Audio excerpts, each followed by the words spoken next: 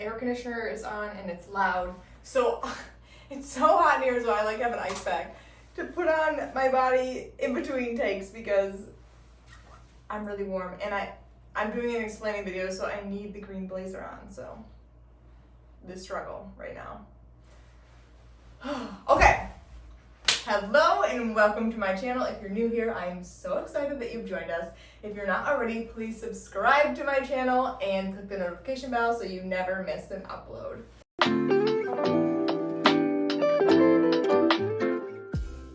Today's video, I posted a question on my Instagram story about like what things you guys want help styling, like some areas in your life you want styling advice in, and one of the responses was a casual business. So I took this as not business casual, but like some workplace where it's a business, but you can dress casually. But regardless, I feel like these pieces that I chose can easily work into a business casual as well, and also in your daily life, because nothing bugs me more than when something is sanctioned for only one portion of your life. When I worked a corporate job for not very long, didn't last very long because I was so unhappy there, I felt so stifled, but I just had things for my work wardrobe and they weren't even things that I really liked. Like I feel like I liked them enough and like they were what I thought I should look like in that position, but it wasn't really true to my personal self. And that is the worst, is if you're walking around almost with like a mask on and this facade that's not really you, because that's probably why part of the reason I felt so stifled, because I wasn't able to be my true authentic self. I mean, I'm sure I could have, but I didn't feel like I could be. But that's a whole other story for another video. So today I'm going to show you how to build a casual business, trying to think of the wording, a casual business wardrobe, basically like a work wardrobe that you love, because the principles that I'm going to show you will be able to carry through with whatever you are kind of building in your life, whether that's your kind of play clothes or your professional wear as well. So we have here 3 outfits that I really feel like captured the kind of vibe of a casual business workwear, where you still have like professional elements like a blazer, a great leather skirt, but they don't feel stuffy in the way that they're styled. But then like easily you can take a leather skirt and make it super formal with a very fitted, like very structured blazer and like a white button up. That's what I'm meaning, where you'll be able to take some of the advice I'm giving you here and even some of the links and work them into if you have a more professional work dress code. But I think these really encapsulated the vibe of, these are all classic pieces, but you can style them and work them in a way that is gonna feel more authentic to whatever your personal style is.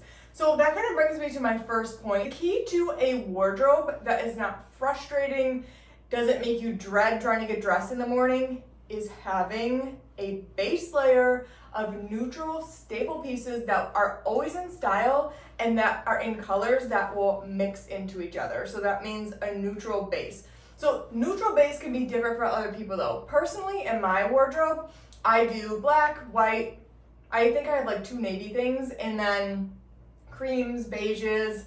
I don't have anything gray. I have one item that is gray. It's like this jumpsuit, but personally, I don't think gray is, I don't think it does much for complexions in general. I feel like it's just kind of very dull. It doesn't like illuminate or make you look like you're glowing. But if you like gray, that is perfectly fine, and you can add that into your like neutral staple baseline colors. So what I'm going to do is I'm going to take each section of like clothing. So we're going to do pants, tops, dresses and skirts, accessories, and I'm going to show you some examples of great staples to have, but the colors don't really mind those, because maybe you want to dress in a gray, or you want like a blue, which is still a neutral color, like if you just get that like classic blue collar look. So the actual colors don't pay too much attention to, because those can, if you want black pants, not the color pants that I have, that is perfectly fine, and you can obviously exchange them as to your taste. Let's start with the pants.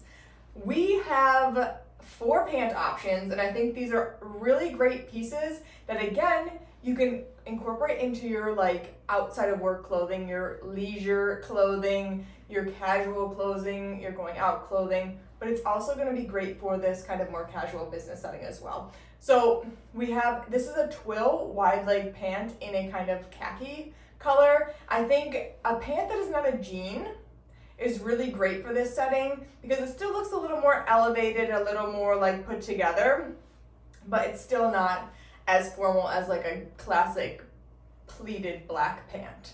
Then another great option to have is actually a jean because it is a more casual setting and you can dress up a jean, which you'll see in the later parts with like a blazer or accessories, things like that. So a great straight leg jean, I think in a medium or dark wash is gonna be really great for this particular setting. And then I have an example of a classic dress pant. This is in like a blush pink, it's like a kind of neutral pink. Really great style. Again, you can wear this casually though as well. I know personally I like the corporate aesthetic for my casual wear, so a great trouser, which is the casual top in like slide on sneakers or something, is really great for like running errands or going out to lunch or something. And then lastly, another great option is a paper bag waist trouser. It still feels a little more dressed down than the dress pant, but it's still a little more, again, elevated. Next up, these are gonna be some recommendations for tops. Again, these are staples that you can wear outside of work, but then also work inside of the workplace. So first we have a blazer. This one I have pictured is in a very neutral taupe color, but you can do a black blazer, a navy blazer, a cream blazer, anything your heart desires, as long as it's a great neutral that'll intermix with the other colors that you're choosing for the other pieces. Yes, you can add pop of color blazers, but that's gonna come later on. First, we wanna build this foundation. Then we just have a great plain tee. This is with a more like crew neck style, a classic neckline. This one is shown in like a very, like a baby blush kind of pink, but you can do, again, white, cream, black, any sort of neutral that you prefer. Then we have this crew neck sweatshirt. Again, if I'm gonna pair, and I'll have examples later on, but when you pair that crew neck maybe with a leather skirt, it's that cool mix of like an elevated, I keep saying elevated, with a more dressy, sophisticated piece and then the more laid back, which is really how you're gonna get that still professional, but like in a cool, chic way kind of look. So a great crew neck in a, it doesn't have to be crew neck either, a great sweatshirt in a basic color, and then lastly, you need a button up. It can be, again, white, blue, black, gray, something neutral. Next, we have our dresses and our skirts. I have a leather skirt here just because I personally love leather because it adds visual interest because it has a sheen to it and it adds a little like texture to an outfit. But you can easily make this a knit skirt. It can be a pencil skirt. This one is one that will hit around the knee, but you can do a midi skirt, a maxi skirt, but just some sort of like basic skirt is going to be great to have for an option.